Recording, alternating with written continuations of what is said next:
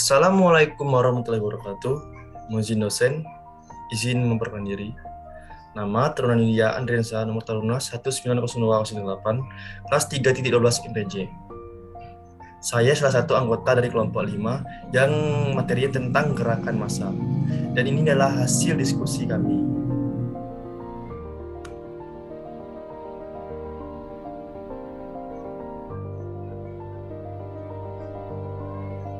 Dan inilah nama anggota dari kelompok 5 tersebut. Yang pertama ada saya sendiri, Andriansa. Yang kedua ada Juniori Rama. Yang ketiga ada Prasetya Yahya Winata. Dan yang keempat adalah India Inggis Anjani. Pembahasan topik dari kelompok 5 tersebut ialah yang pertama tentang massa, yang kedua tentang kelompok dan gerakan massa, yang ketiga adalah tahap-tahap gerakan massa, yang keempat adalah jenis gerakan massa, dan yang kelima adalah agresivitas gerakan massa radikal. Yang pertama itu massa yang akan dijelaskan oleh saya sendiri. Massa, mass atau crowd adalah suatu bentuk kumpulan, collection individu-individu. Dalam kumpulan tersebut tidak terdapat interaksi dan dalam kumpulan tersebut tidak terdapat adanya struktur dan pada umumnya massa berjumlah orang banyak dan berlangsung lama. Yang kedua adalah kelompok dan gerakan massa. Massa adalah kelompok sosial yang digolongkan ke dalam kriteria bentuk yang tak teratur. Massa ini dibentuk dengan rencana, di mana anggota-anggotanya memiliki keinginan yang kurang lebih sama. Meski demikian, kehadiran kelompok massa ini hanya sebentar saja. Kehadiran yang terbilang sementara ini kemudian menjadi salah satu ciri khas massa sebagai kelompok sosial. Contoh, kelompok massa adalah demonstran yang bersama-sama berkumpul menyuarakan keprihatinan atas Palestina. Dan yang kedua yaitu kelompok yang melakukan protes bersama-sama atas kebijakan pemerintah. Dan yang ketiga ada siswa yang bersama-sama melakukan tawuran. Jumlah ahli membagi kelompok massa ini ke dalam beberapa jenis, yaitu membagi kelompok massa ini ke dalam dua kelompok besar, yakni massa abstrak, yang ini kelompok sosial yang berkumpul sebab adanya persamaan. Massa ini tak punya struktur jelas serta tak terorganisir baik, sehingga seringnya menghilang tanpa sisa. Yang ketiga ada massa konkret, yang ini kelompok sosial yang dibangun karena adanya persamaan batin. Terus ada massa jenis, ini tersusun secara terorganisir strukturnya jelas. Dan yang selanjutnya akan dijelaskan oleh rekan saya sendiri. Mohon izin dosen, izin memperkenalkan diri. Nama Taruna Nindya Junior di Rama, Notar 1902183. Kelas MTJ 3.12. Izin melanjutkan paparan. 3. Tahap-tahap gerakan massa. 1. Audiens atau massa pasif, yaitu kerumunan orang atau massa pada suatu tempat untuk tujuan tertentu, disertai dengan suasana yang relatif tidak emosional serta tidak ada kesiapan untuk melakukan suatu tindakan atau aksi.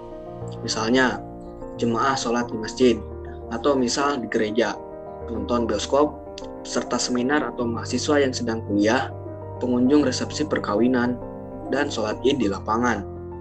2. Crowd atau kerumunan massa, yaitu kerumunan orang atau massa yang terjadi secara spontan pada suatu tempat karena adanya tujuan atau motivasi tertentu, namun keberadaannya belum terorganisir dan masing-masing dapat berpikir dan bertindak secara pribadi. Misalnya, kerumunan orang di terminal atau stasiun kereta api, orang-orang yang berbelanja di pasar, pelajar yang baru keluar dan pulang dari sekolah.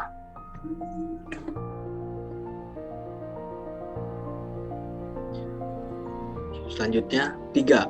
Mob, massa yang aktif, yaitu kerumunan orang atau massa pada suatu tempat untuk tujuan tertentu, disertai dengan suasana emosional dan siap untuk melakukan tindakan atau aksi agresif seperti merusak dan menyerang. Misalnya, penonton sepak bola yang kecewa atau massa unjuk rasa atau demonstran.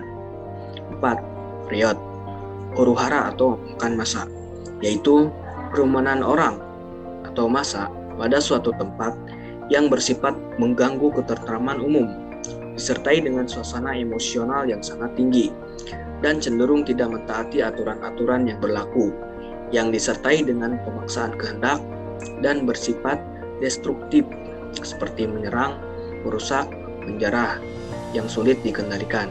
Misalnya, tragedi Semanggi, kasus Ketapang, penjarahan 14 Mei 1998, perkelahian antar kampung, dan perkelahian pelajar.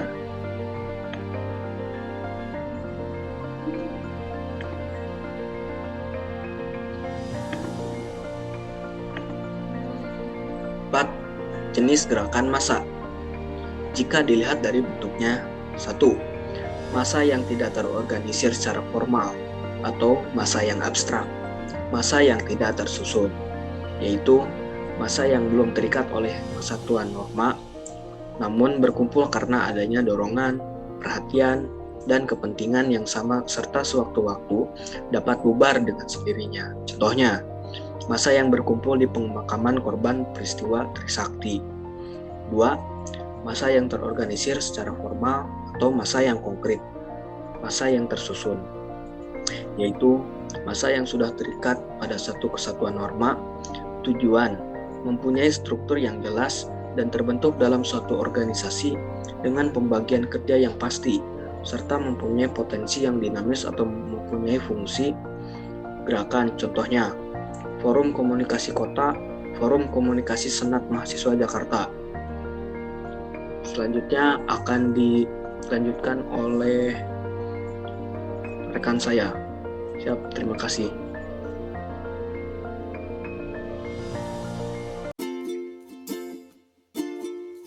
Mohon izin dosen, izin memperkenalkan diri. Nama Taruni Nindya Nidia Ings Anjani, notar 1902267, izin melanjutkan paparan.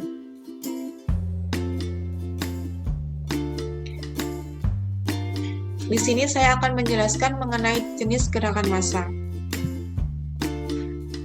Yang pertama yaitu dilihat dari aktivitasnya. Ada massa yang pasif, audiens, yaitu kerumunan orang, massa pada suatu tempat untuk tujuan tertentu, disertai dengan suasana emosional yang relatif tidak menonjol, serta tidak ada kesiapan untuk melakukan suatu tindakan agresif. Misalnya psikologi massa, 6 jemaah sholat di masjid, atau misal di gereja. Penonton bioskop atau pertandingan sepak bola, peserta seminar atau mahasiswa yang sedang kuliah. Lalu massa yang aktif, mob, yaitu kerumunan orang, massa yang pada suatu tempat untuk tujuan tertentu, disertai dengan suasana yang emosional yang tinggi dan siap untuk melakukan tindakan unjuk rasa yang kecewa. Massa yang aktif ini dibagi lagi menjadi 1. Massa agresif mob, yaitu kerumunan massa mob yang didominasi oleh emosi kemarahan dan agresivitas.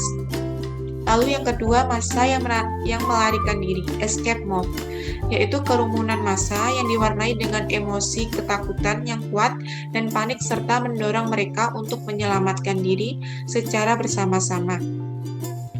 Contohnya kebakaran, bencana alam seperti banjir, gempa bumi, dan lain-lain.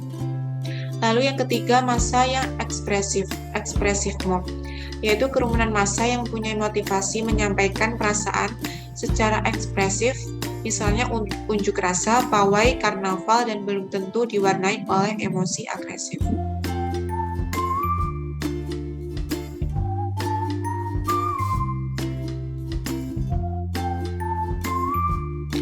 Lalu dilihat dari jumlah orang di dalam massa. Yang pertama ada massa besar, yaitu massa baik terorganisir maupun tidak terorganisir, bersifat pasif ataupun agresif, di mana jumlah anggotanya sangat banyak dan terdiri dari individu-individu atau kelompok-kelompok individu yang berkumpul karena adanya dorongan, perhatian, dan kepentingan yang sama.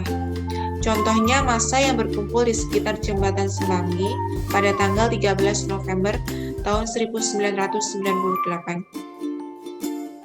Yang kedua ada massa kecil, yaitu massa baik terorganisir maupun yang tidak terorganisir, bersifat pasif ataupun agresif, di mana jumlah anggotanya relatif kecil dan terdiri dari individu-individu atau beberapa kelompok individu yang berkumpul karena adanya dorongan, perhatian, dan kepentingan yang sama.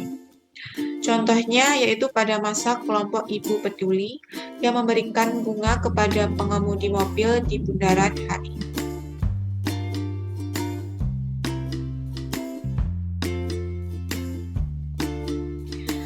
Lalu jenis gerakan massa yang dilihat dari waktu terbentuknya.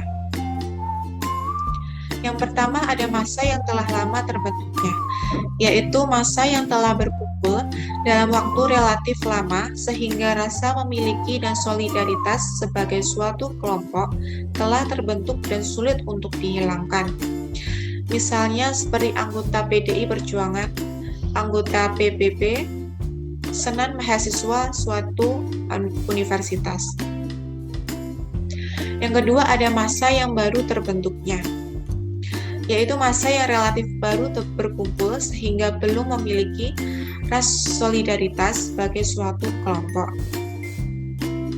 Misalnya seperti massa yang berkumpul menyaksikan pawai di jalan atau kecelakaan lalu lintas atau kebakaran.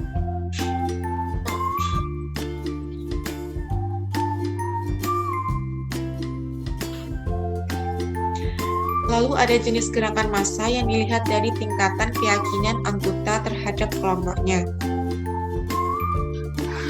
Yang pertama, keyakinan anggota yang tinggi, yaitu massa yang yakin akan arah dan tujuan gerakan kelompoknya, di mana kondisi ini sangat dipengaruhi oleh lama terbentuknya dan terlibatnya anggota tersebut dalam kelompok. Misalnya pada masa pendukung PPP. Yang kedua ada keyakinan anggota yang rendah, yaitu massa yang relatif belum yakin akan arah dan tujuan gerakan kelompoknya, di mana kondisi ini sangat dipengaruhi oleh baru terbentuknya dan kurang terlibatnya anggota tersebut dalam kelompok. Misalnya, massa yang terbentuk pada saat kecelakaan lalu lintas.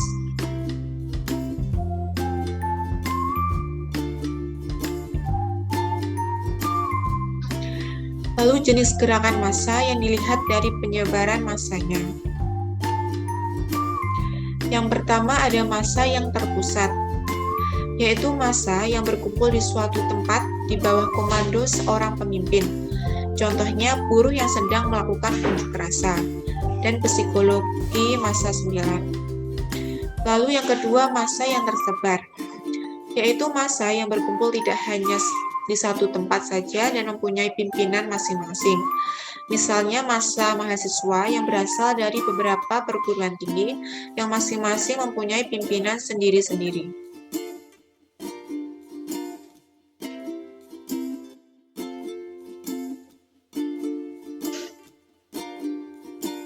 Paparan selanjutnya akan dijelaskan oleh Taruna Prastia Yahya.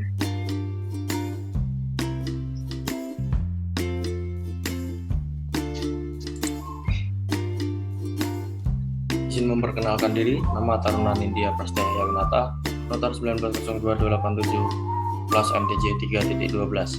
Izin melanjutkan presentasi dari rekan saya Taruni Nindya Inggris.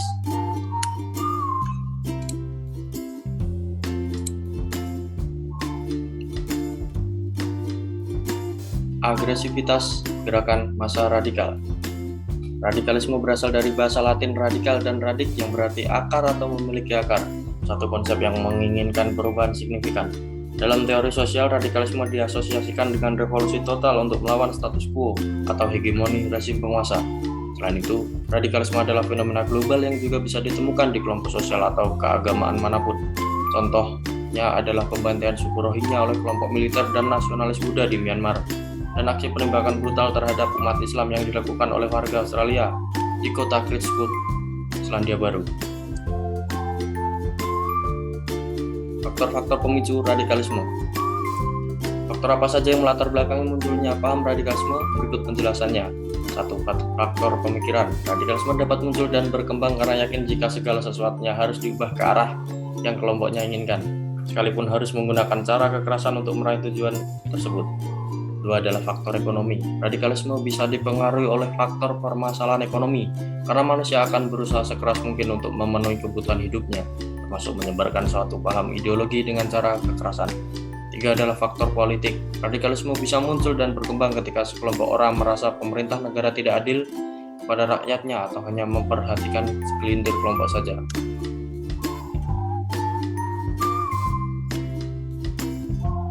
Empat adalah faktor sosial. Radikalisme dapat disebarkan dengan mempengaruhi pemikiran orang lain, terlebih jika orang tersebut berpemikiran sempit dan mudah percaya kepada pihak yang dianggap membawa perubahan ke dalam hidupnya. 5 ada faktor psikologis. Radikalisme dapat tumbuh dan berkembang dalam diri seseorang yang memiliki berbagai permasalahan, rasa benci, serta dendam, sehingga berpotensi menjadi radikal dan mudah dipengaruhi oleh orang lain. 6 adalah faktor pendidikan. Radikalisme dapat muncul di berbagai tempat, termasuk sarana pendidikan. Ideologi radikalisme bisa dengan mudah disisipkan dalam pengajaran.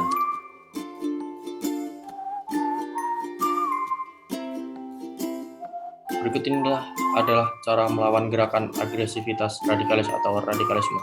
1. Pemerintah melalui Kementerian Agama dan Kementerian Pendidikan dan Kebudayaan melakukan pemantauan secara ketat terhadap dunia pendidikan, termasuk pihak-pihak sekolah yang berpotensi menyebarkan paham yang bertentangan dengan ideologi negara. 2. Penguatan ideologi Pancasila dan pengetahuan sejarah Indonesia yang multikultural harus gencar disuarakan di masyarakat, khususnya kepada generasi muda. 3 adalah penghapusan stigma dan perangkulan kepada mereka yang telah terpapar ideologi radikal. 4 adalah pemuka agama dari dua organisasi Islam besar, NU dan Muhammadiyah harus gencar menyuarakan ajaran Islam rahmatan lil alamin yang membawa pesan perdamaian di masyarakat, terutama di lingkungan sekolah. 5.